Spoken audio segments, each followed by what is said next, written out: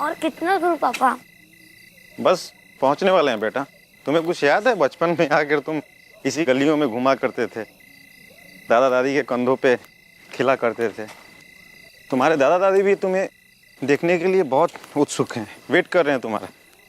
वैसे यहाँ कोई है क्यों नहीं? बेटा शहर में लोग लेट सोते हैं और गांव में खा पी कर जल्दी सो जाते हैं। ये रहा तुम्हारे दादा दादी का घर। बेटा रिशु, अरे संभल के।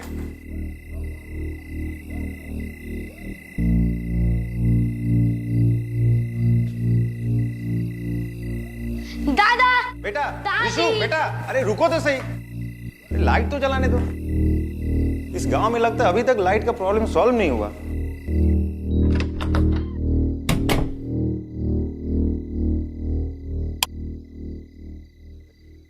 नमस्ते मम्मी पापा। आप लोगों ने तो मुझे डरा ही दिया था। कैसे हैं आप लोग? और सुबह से आप लोगों का फोन लगा रहा था, क्यों नहीं उठा रहे हो? मुझसे नाराज हो क्या? क्या हुआ? आप लोग कुछ बोल क्यों नहीं रहे हो? आप लोग से मिलने रिशु भी आया है। पापा!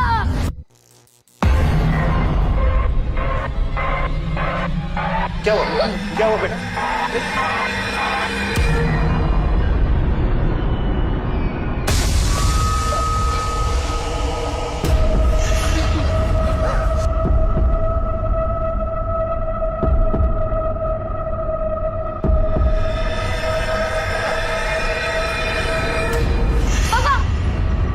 पापा! पापा! क्या हुआ पापा आपको? पापा उठो ना प्लीज। पापा! पापा उठो ना। पापा उठो ना। पापा उठो ना पापा। पापा उठो ना प्लीज पापा।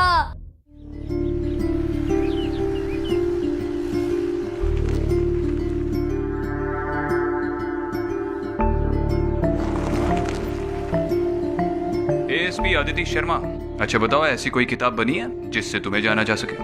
क्यों? ऐसा क्यों बोल रहे हो? नहीं, कभी कभी हीरो की तरह गुंडों से लड़ पड़ती हो। सारे भूत प्रेत दोस्त थे तुम्हारे। अपने डैड का फोन आते ही बच्चों की तरह उछल पड़ती हो। और कभी कभी गुमसुम रहकर किसी सोच में रहती हो। वैसे फिलहाल क्या सोच रही हो? कुछ नहीं। वैसे आप मेरी पर्सनल लाइफ में इतना इंटरेस्ट क्यों ले रहे हैं एसीपी साहब? अरे इतने दिनों से एक साथ काम कर रहे हैं, इतने सारे केसेस एक साथ सॉल्व किए हैं। एक बार तो तुमने मेरी जान भी बचाई है। अब अपने कलीग के बारे में थोड़ी बहुत पर्सनल इंफॉर्मेशन रखने का हक तो बनता है। अच्छा, इससे पहले जो कलीग थी उसके बारे में सब पता होता था? इससे पहले सिर्फ एक ही कलीग थी मेरी, उसे ठीक तरह से जान नहीं पाया। शिवानी, एक अच्छी ऑफिसर को वनराज ने मार दिया और मैं कुछ नहीं कर सका। विक्रांत, खुद को दोष देना बंद करो। जो भी हुआ उसमें तुम्हारी कोई गलती नहीं थी। वनराज खुलेआम घूम रहा है, उससे बड़ी क्या गलती हो सकती है? विक्रांत, मुझे खुद से ज्यादा तुम पर भरोसा है कि तुम वनराज को ढूंढ ही लोगे।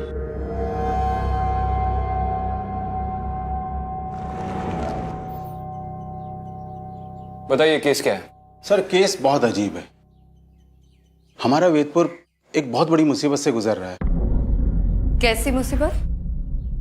प्रिया, बच्चे को लेकर आओ। बैठो बेटा। सर, मैं तो आपको सिर्फ उतना ही बताऊं जितना मैंने सुना है। ये रिशु है। बेटा, सर को बताओ आपने क्या देखा था?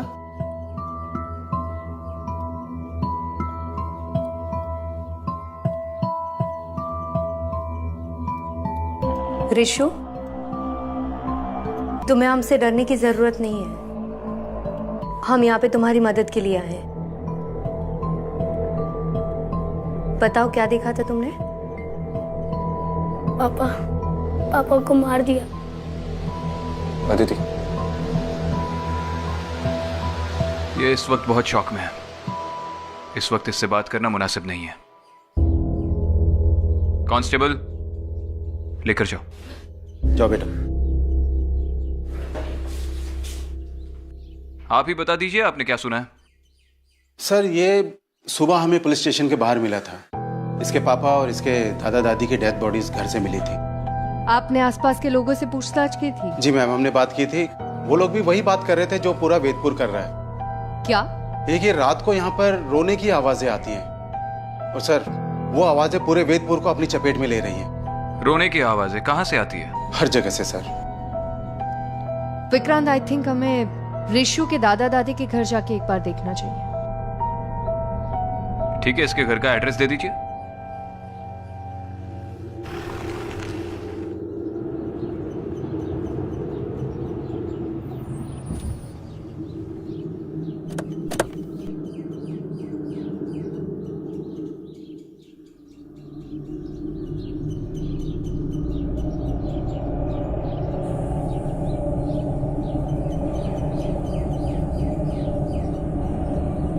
यही है।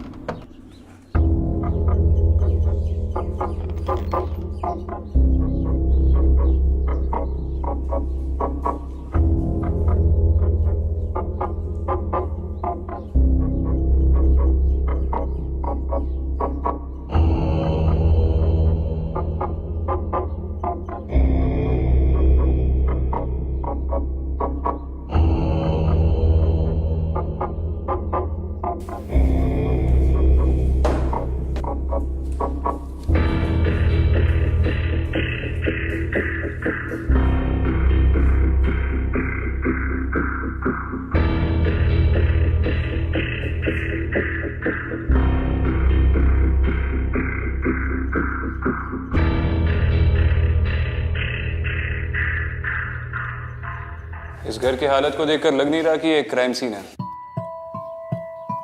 चिंतन और उसके माँ बाप की मौत नॉर्मल सर्कमस्टेंसेस में हुई थी ना? हाँ, दोनों का दिल धड़कना बंद हो गया था और चिंतन की मौत शॉक लगने से हुई थी। आपकी वजह से? इस घर में ऐसा कुछ तो जरूर हुआ होगा जिसकी वजह से उसे शॉक लगा होगा। कहीं अपने माँ बाप की डेड बॉडीज देखकर तो वो शॉक में नहीं चला गया? हो सकता है। विक्रांत, मुझे लगता है कि मुझे एक बार वैद्य जी से मिलना चाहिए। पिछली बार भी उन्होंने मेरी मदद की थी, इस बार भी वो हमारी मदद जरूर करेंगे।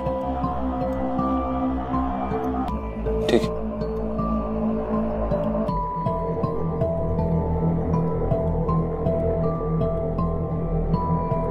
ठीक है, मैं गांव वालों से जाकर मिलता हूँ, तुम वैद्य से जाकर मिलो। ठीक है।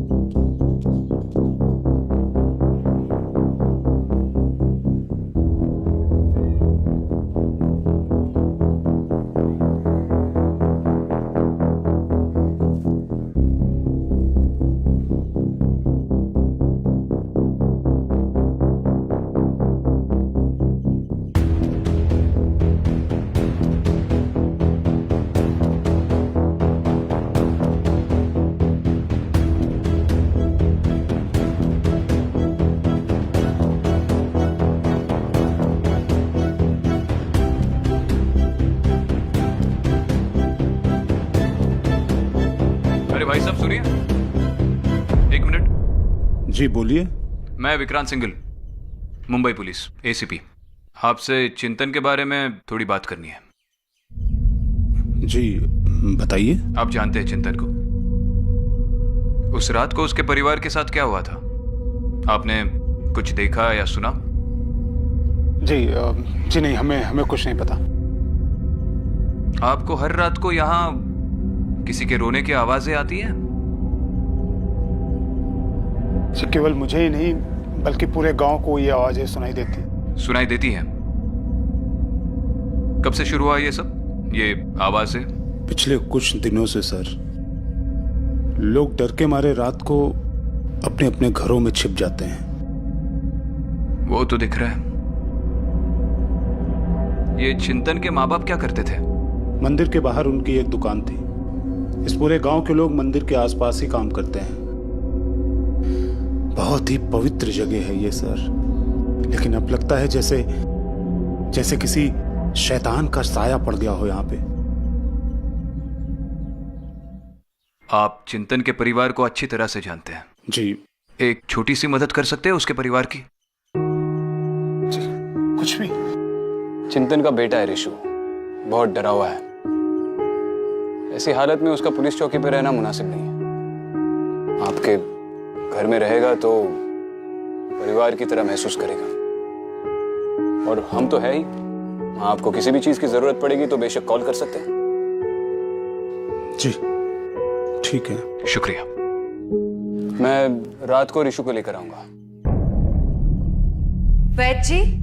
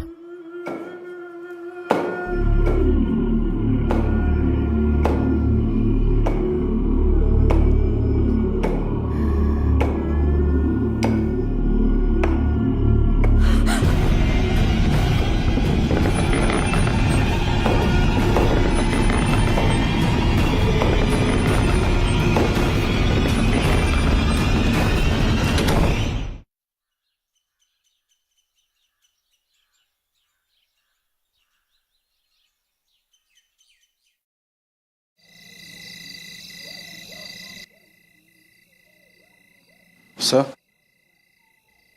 6 बज गए हैं सर, हम लोग जा रहे हैं। ऋषु का ध्यान रखना सर। कृष्णकांत, तो हर रोज 6 बजे के बाद आप अपनी ड्यूटी से ऑफ लेते हैं?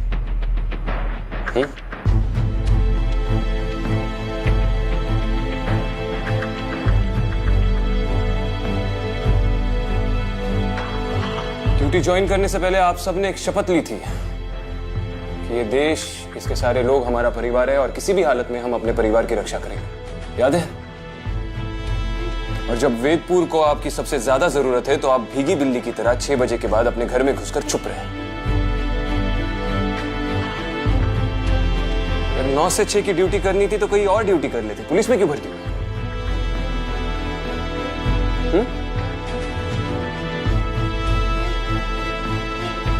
सिर्फ ऋषु का ही नहीं, पूरे वेदपुर का ख्याल रखने के लिए मैं अकेला ही काफी हूं। और एक बात याद रखिए, भूत, प्रेत, पिशाच, आत्मा या कोई भी बुरी शक्ति इंसान की हिम्मत और उसके जज्बे से बढ़कर नहीं होती। दफा हो जाइए।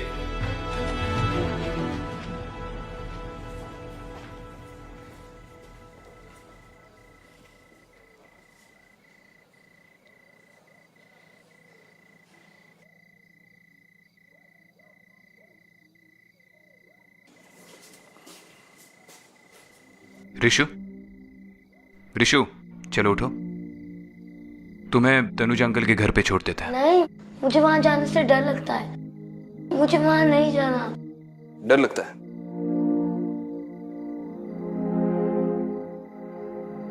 अच्छा मुझे बताओ, तुम्हारा फेवरेट सुपर हीरो कौन है? सुपरमैन। सुपरमैन। ऋषु, बचपन में एक बार मैं साइकिल चलाते चलाते गिर गया था।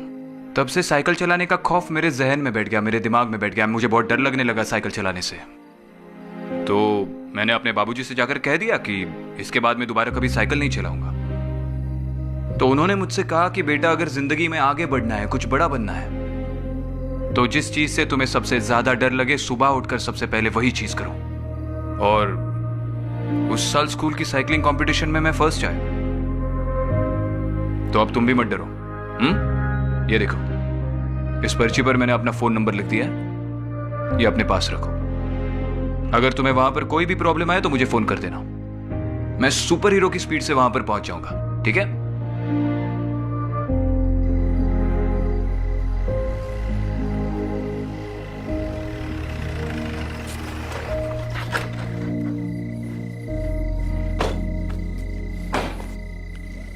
और इशू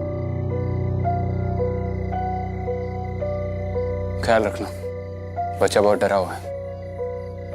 घर में अगर हंसी मजाक का माहौल रख पाओ तो इसके लिए अच्छा होगा। आप परेशान मत होइए सर, मैं ऋषु का अच्छे से ख्याल रखूंगा, आपको शिकायत का मौका नहीं दूंगा। धन्यवाद, चलो मिलते हैं।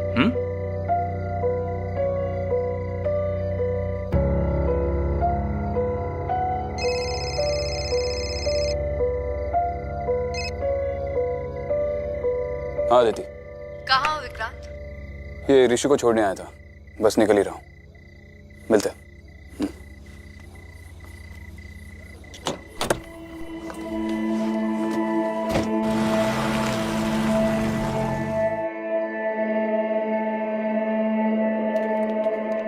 विक्रांत कहाँ थे तुम? कब से कॉल कर रही थी, तुम्हें फोन क्यों नहीं उठा रहे? अरे मैंने तुमसे कहा था ना, मैं ऋषु को तनुज के घर पे छोड़ने गया था। हाँ पर एक फोन तो कर सकते थे। कहाँ हो, क्या कर रहे हो, कुछ अता पता ही नहीं तुम्हारा। अब मैं क्या करूँ, मुझे ड्यूटी करते समय फोन पे बात करने की आदत नहीं है। हाँ तो अब आदत डाल लो। मतलब कुछ नहीं। वैद जी ने क्या कहा? वो भी अब यहाँ शायद नहीं है, उनके आश्रम में भी बुरी शक्तियों का साया है। जब मैं उनके आश्रम में गई तो एक बुरी आत्मा ने मुझ पर अटैक किया। विक्रांत, हमने जितना सोचा था उससे कई ज्यादा खतरा है यहाँ पे। ऐसा लग रहा है जैसे अचानक से सारी बुरी शक्तियां वैदपुर में आ गई हो। वापस आने के लिए सारी बुरी शक्तियां कहीं पर गई ही नहीं थी अदिति, चाहे वो वैदपुर हो या कहीं और। जहां जहां अच्छाई होती है वहां पर बुराई होती ही है। आज तक हमने जितने भी केसेस सॉल्व किए, शुरू में हमें काफी दिक्कतें आई है, लेकिन हमारे अंदर की अच्छाई ने हमेशा हमें उन्हें सुलझाने की मदद की है। बेटा पता है, मैं और तुम्हारे पापा सारा दिन खेतों में घुमा करते थे, मंदिर से चुराकर प्रसाद खाते थे और पड़ोसी के खेत से आम, खूब मस्ती करते थे। फिर एक दिन वो शहर चला गया और मैं यहाँ रह गया। उसके जाने का मुझे भी अफसोस है। मेरी मम्मी चली गई भगवान के पास और अब मेरे पापा भी चले गए। बेटा हम है ना तुम्हारे पास। और तू बिल्कुल उदास मत, ठीक है? कल सुबह होते ही मैं तुम्हें पूरा वेदपुर घुमाऊंगा। आप कल की छोड़िए, मैं अभी इसके लिए कपड़े देती हूँ, फिर आराम से सो जाना, थक गया है। और तुम मोबाइल पे गेम खेलोगे? ये लो। इस बार तुम बहुत ज्यादा टेंशन में लग रही हो, क्यों? पता नहीं, इस बार अजीब सी घुटन हो रही है। ऐसा लग रहा है जैसे कुछ मुझसे दूर जाने वाला है। विक्रांत, कहीं इन सब के पीछे वनराज तो नहीं है? वनराज होगा तो वनराज मरेगा। जिस तरह समय की इकाई, समय का सिलसिला अटूट है, अंतहीन है, उसी तरह बुराई और अच्छाई की लड़ाई भी अंतहीन है, उसका कोई निश्चित अंत नहीं। मगर हर युग में जीत अच्छाई की ही होती है। अब अगर रावण को मारना है तो राम तो बनना होगा। पर विक्रांत, अगर तुम्हें कुछ हो गया तो क्या शहीद सिपाहियों की तस्वीरों में लेट विक्रांत सिंघल की तस्वीर लग जाएगी और तुम उसके सामने खड़ी रह के सल्यूट करना? विक्रांत, मैं मजाक नहीं कर रही।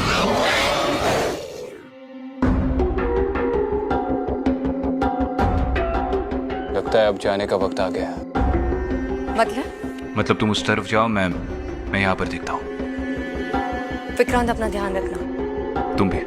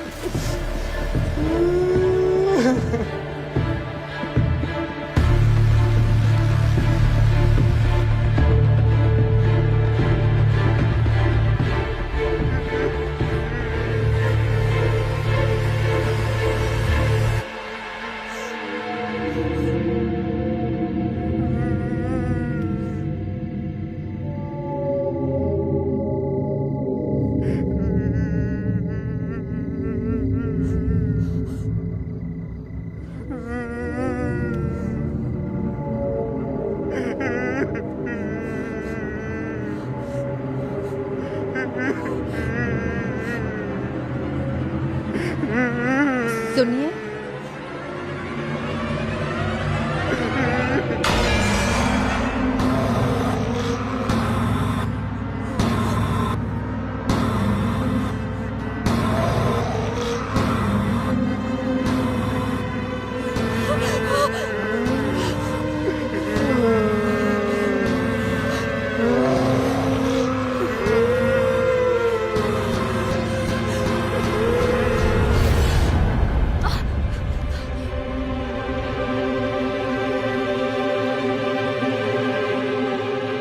बच्ची आप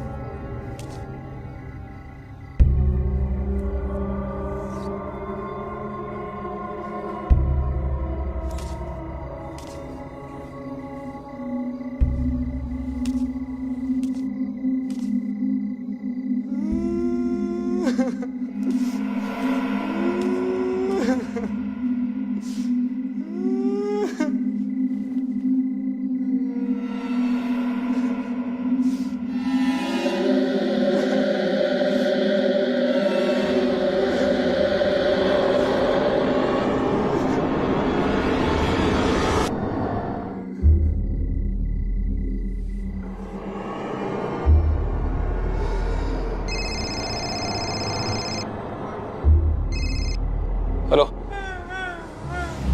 हेलो ऋषु, हेलो, रो क्यों रहे हो ऋषु? अच्छा सुनो, रो मत, मैं आ रहा हूँ। आखिर तुम्हें वेदपुर के खतरे के बारे में पता चल ही गया। जी, पर ये सब कुछ कौन कर रहा है और क्यों कर रहा है, कुछ समझ में नहीं आ रहा। हमें जितना पता है उतना हम तुम्हें बता सकते हैं। वेदपुर में लोगों की मौत होती जा रही है और मरने वाले की आत्मा को मुक्ति नहीं मिल रही है। हाँ, शायद इसीलिए वो लोग रो रहे थे। वो लोग मुक्ति मांग रहे हैं। पर वैची, ये सब कुछ यहाँ वेदपुर में ही क्यों हो रहा है? अदिति, तुम्हें मैंने पहले भी बताया था, वेदपुर वो जगह है जहाँ पर रावण ने पहली बार धरती पर कदम रखा था। लेकिन इस बार रावण ने नहीं, एक शैतान ने हमारी धरती पर कदम रखा है। वो शैतान जोरों से अपना जाल फैला रहा है। शैतान? कहीं वो शैतान वनराज तो नहीं है? शैतान के अनेक नाम होते हैं, कभी किसी रूप में और कभी किसी और रूप में प्रकट होता है। हो सकता है वेदपुर में वो वनराज के नाम से आया हो। हाँ, लेकिन उस शैतान को मारने का, उसे खत्म करने का कोई ना कोई तरीका तो होगा ना? उस शैतान को मारने का सिर्फ एक ही तरीका है, वो मैं तुम्हें बता चुका हूँ और तुमने देखा भी है।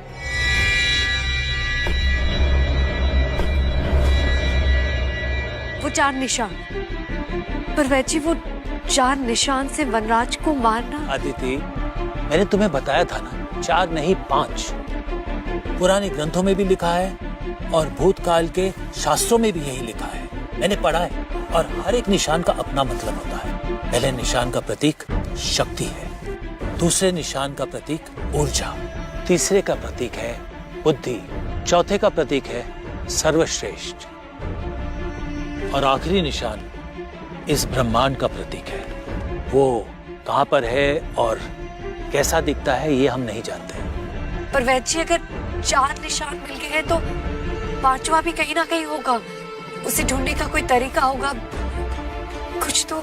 हमें इसके बारे में ज्यादा तो नहीं पता है, लेकिन हाँ हमने पढ़ा है कि जब भी अच्छाई और बुराई का युद्ध होगा वो प्रतीक वहां अपने आप प्रकट हो जाएगा। ऋषु, ऋषु, तनुज, तनुज,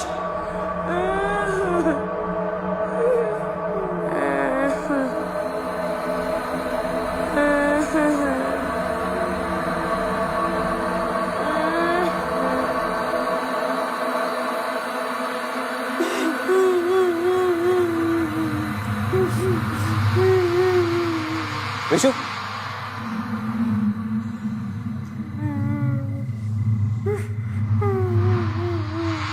आप तनुज,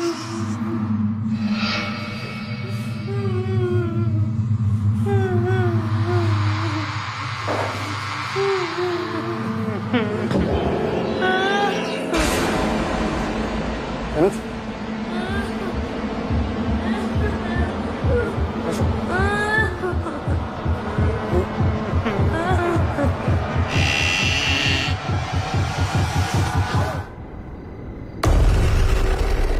वनराज,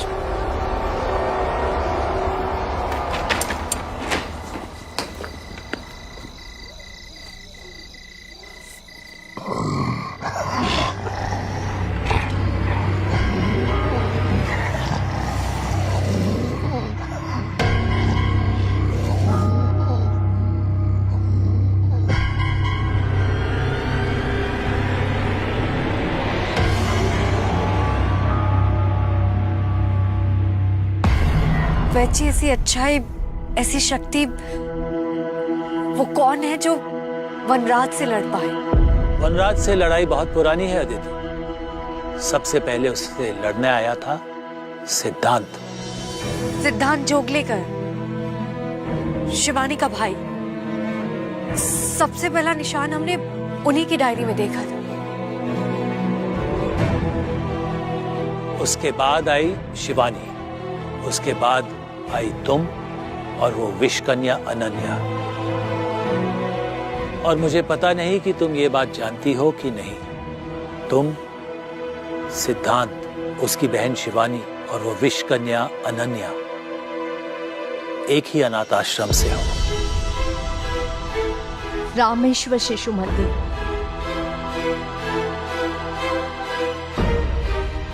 पर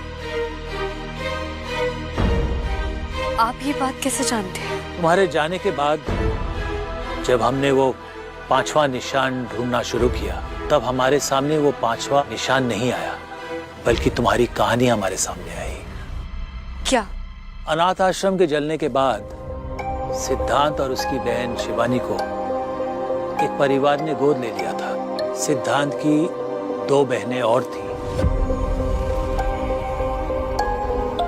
एक अनन्या और एक मैं।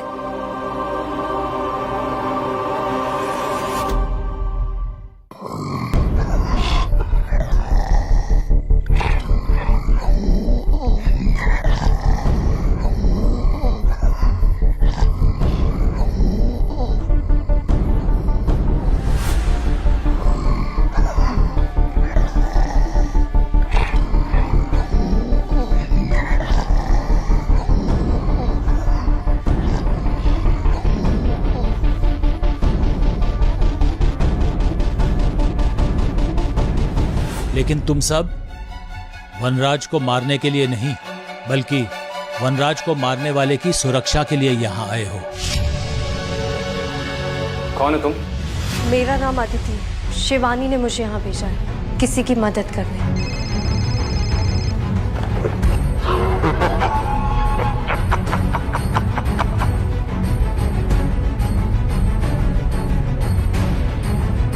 अब अगर रावण को मारना है तो राम तो बनना होगा। मतलब वनराज को कोई खत्म कर सकता है तो वो है विक्रांत।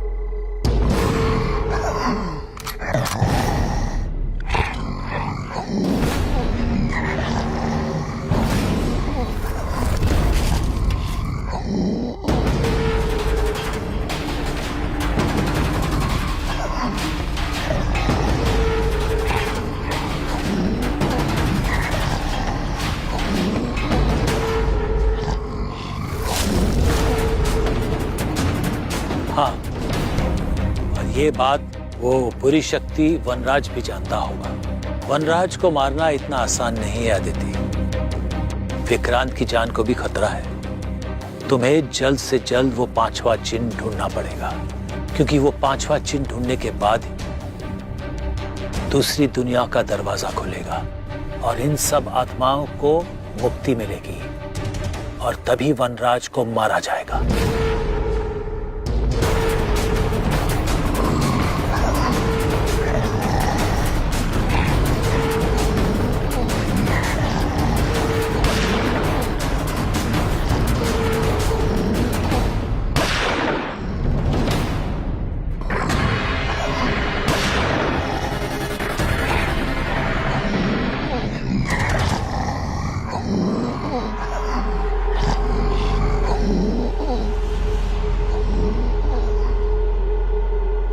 लेकिन वैद जी, मैं वो 5वां चिन्ह कैसे ढूंढूंगी? कहाँ मिलेगा वो मुझे? कोई तो तरीका होगा उसे ढूंढने का।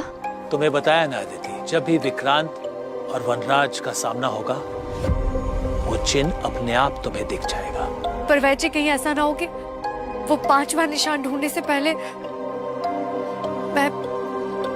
मैं विक्रांत को खो नहीं सकती। अदिति, विक्रांत तुम्हारे लिए नहीं बल्कि वो बुरी शक्ति को मारने के लिए पैदा हुआ है।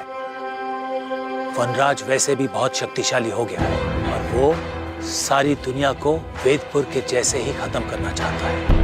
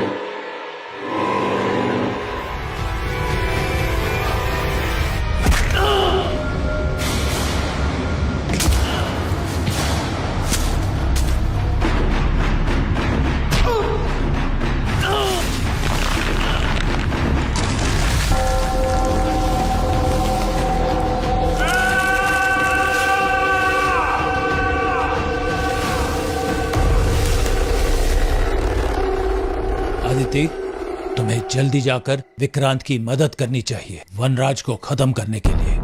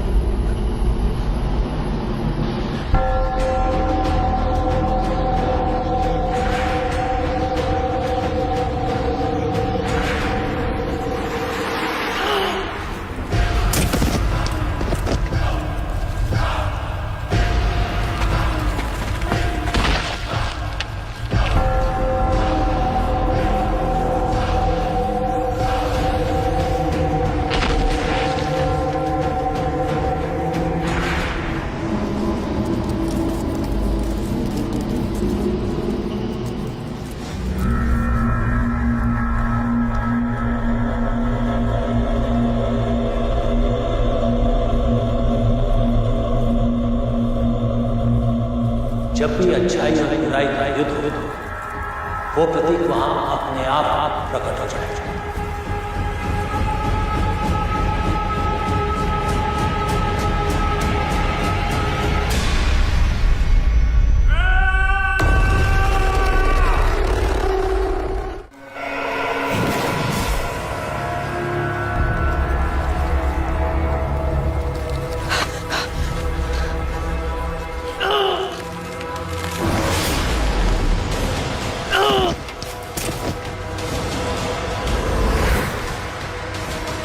निशान प्रकट हो गए, तो पांचवा निशान भी यहीं कहीं होना चाहिए।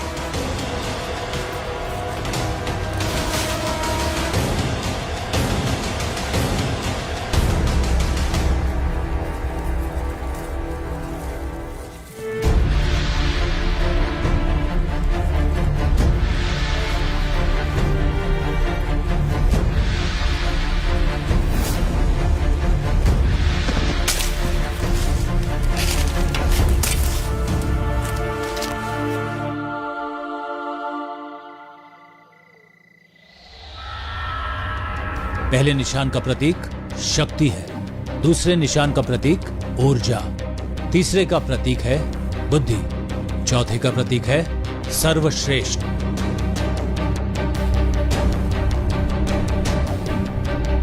और आखिरी निशान इस ब्रह्मांड का प्रतीक है।